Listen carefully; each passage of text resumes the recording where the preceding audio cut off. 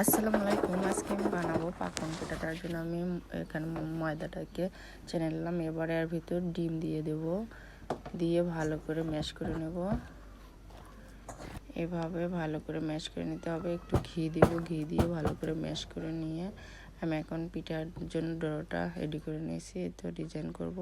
আমি কোনো রকম স্বাদ ছাড়া এটাকে ডিজাইন করব, কারণ এটা আমার জীবনে প্রথম পাকন পিঠা বানান, তাই হয়তো একটু ভুল হতেই পারে।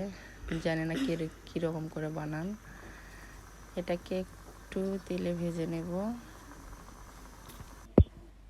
এই তো এরকম ডিজাইন আমি হাতে বানাইছি, আমার কোনো সাজ নেই, কারণ আমি আজকে এটা প্রথম বানাচ্ছি।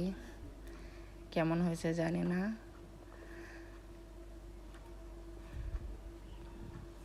আশা করি এরপরে ভালো বানাতে পারবো।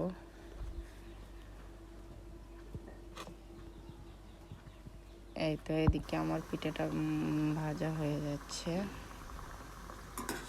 এটাকে আমি এখন উঠে নেব। তারপরে আমি এখন দুধ গরম করতে দিছি। এটার ভিতরে আমি সাদা এলাচ, দারচিনি দিয়ে দিলাম। এটাকে এখন ভালো করে জাল করে নিতে হবে।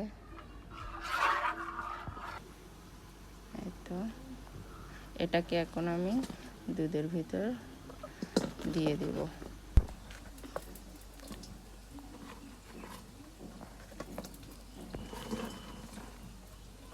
এই শীতে যদি দুধ পিঠাটা না খাওয়া হয় কেমন। আজকের ভিডিও পর্যন্ত। আল্লাহ হাফেজ।